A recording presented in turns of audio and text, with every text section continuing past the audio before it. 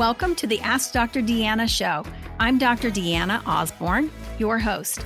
Join me weekly as I cover various health-related lifestyle medicine topics that you get to request. This show is for anyone who wants to proactively improve their health position. I hope you enjoy the show.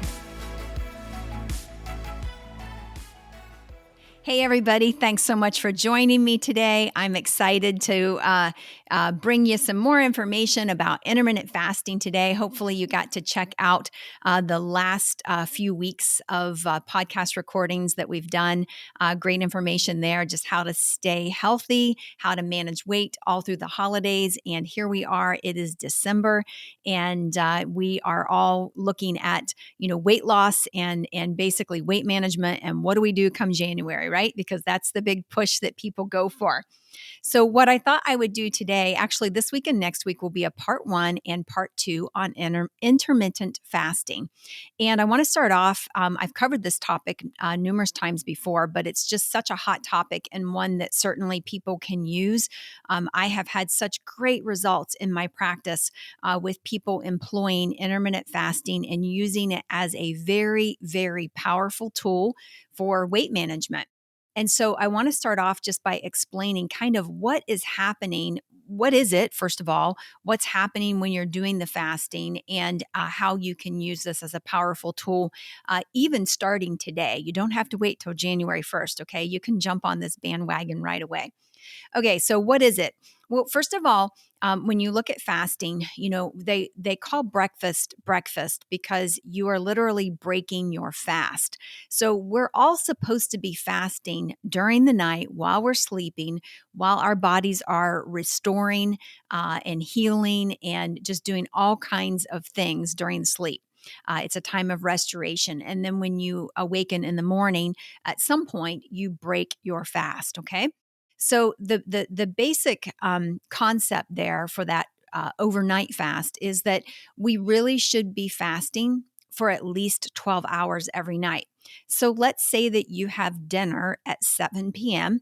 At night, then basically for a very basic fast, intermittent fasting, you would fast until 7 a.m. the next day. And what that means is that there are no calories in. You can, of course, drink water. You could have, if you had a decaf tea or something like that you wanted to drink during the night with no sweetener in it, that would certainly be fine too.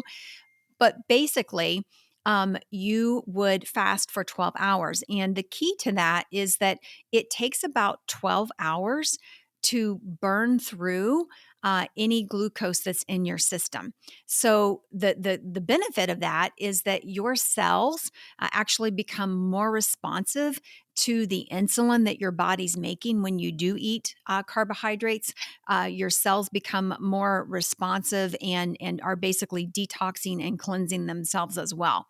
So it's a great idea. And I learned a long time ago that it was really important for people. One of the best things they could do from an anti-aging standpoint internally as well as externally would be to adopt or incorporate a 12-hour fast every single night into their regimen. So that's the first part of it. Okay. Well, intermittent fasting takes it a step further. So what I'm saying is that's just basic fasting that we should all be doing. If you are not doing that currently, I strongly encourage you to start. Okay. That's going to make a huge difference for you in terms of how you feel, in terms of weight management, energy levels, etc. So then we take it a step further, and intermittent fasting is where we extend that window, that fasting window. And for some people, they might extend it to 14 hours. For some people, they'll extend it to 16. Some will go on to 18 and some even longer. But for the most part, most people will kind of find a sweet spot that works for their metabolism. Everybody's different.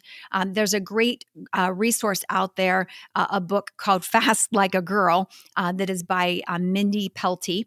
And that would be a great resource, to basically look through, because there are, as women, there are certain times of the month that are good to fast.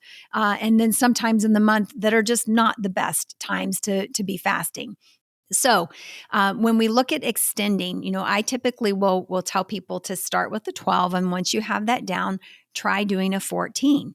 And I know for me personally, one of the things I realized in my medical practice was that oftentimes I would get up in the morning and I would kind of force myself to drink a protein shake at say 7:30 in the morning on my way to work.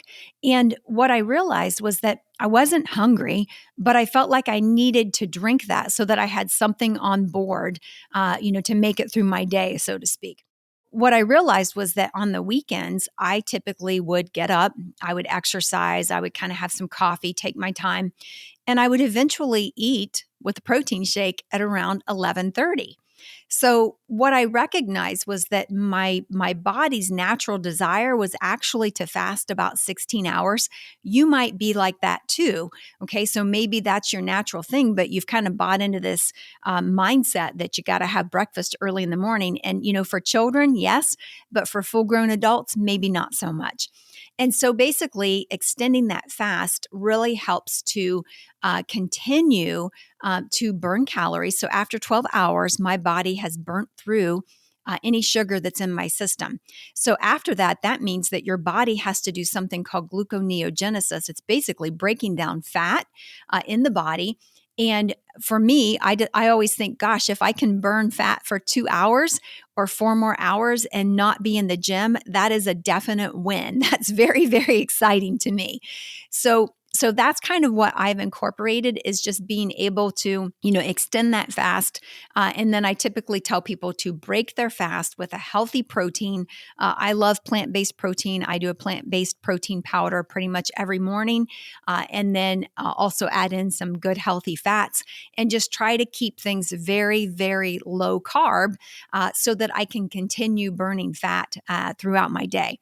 So what we're doing is we're trying to convert from being a sugar burner to a fat burner. So most people in the US, if you're eating the standard American diet, a lot of carbohydrates, a lot of sugar, you're actually burning sugar as a fuel source rather than fat. And we really want to convert and move more toward fat burning. So that's kind of the basic concept. Now, why do we want to do this? Well, one, because it helps manage weight tremendously.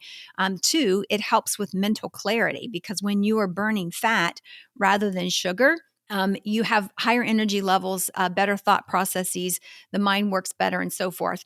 When we are burning sugar, we are on sort of a yo-yo kind of plan, just a roller coaster of ups and downs and of swings, which just wreaks havoc on the metabolic system. Specifically, when we are using a lot of sugar in the diet, a lot of carbs, basically what happens is I eat carbohydrates, high carbohydrate meal, for example, and then my blood sugar is going to go high. Well, I'm not diabetic, so my body is going to produce, my pancreas is going to produce a bunch of insulin to basically bring that blood sugar down so that the blood sugar in my bloodstream is at a normal range. The problem with this is that as you're eating really, really high carbohydrates, you basically end up with this super high insulin levels that are, constantly pumping out insulin, pumping out insulin, pumping out insulin, and our cells become resistant to the insulin. Okay, they're just not as sensitive. We call that insulin resistance, or what eventually becomes insulin resistance type 2 diabetes. So in type 1 diabetes, the person's pancreas is not working to make insulin.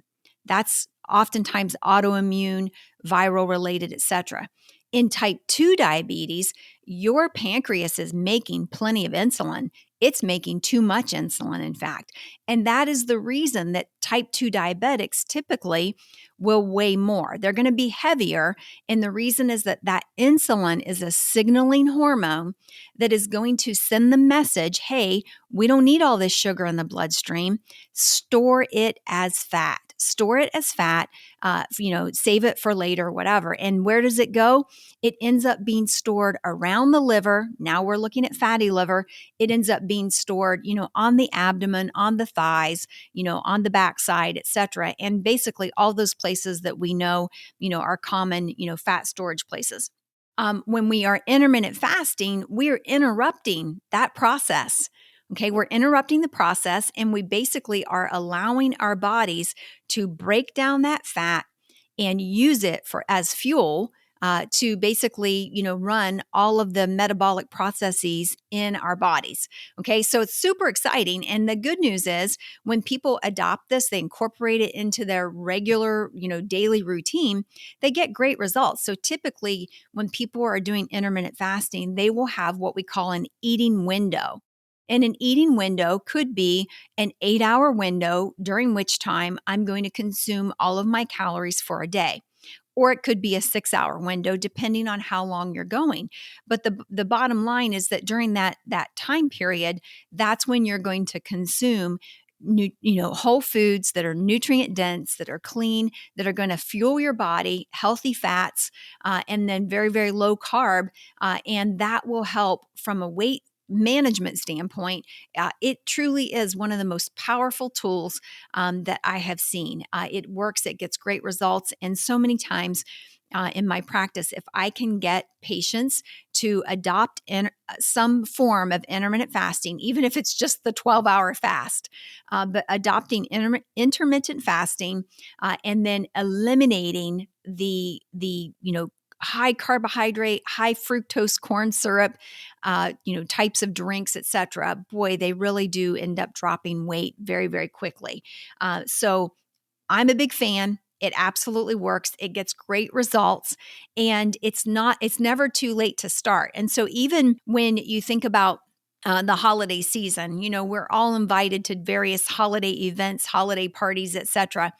And if you think about during that time, sure, there are going to be times that we overeat, that we overconsume, that we have something that we know we shouldn't have. It's not on the plan, right? When that happens, the very next day, immediately just start a fast. Okay. Just, make yourself go 12, 14, 16 hours. And what you'll find is that you end up going through the holidays and you've not gained any weight. And for some of you, you'll even lose weight because you have adopted this program of intermittent fasting. You are not only managing your weight with that, but you also are making your cells more sensitive to the insulin that you're producing. And you are preventing insulin resistance or type 2 diabetes. So it's definitely a win. If you've not tried it, start with the 12-hour. Okay. It doesn't matter who the person is, okay, or what their health background is or whatever, in terms of medical issues or whatever, you can go 12 hours. Okay. Pretty much all physicians are going to say, yeah, you don't need to get up and eat during the night unless obviously you're an insulin dependent diabetic and you took too much insulin and your sugar dropped low. That's a different story, completely different story. Okay. But for the masses, most people in the general population, you absolutely can do this and you will get some great success with it.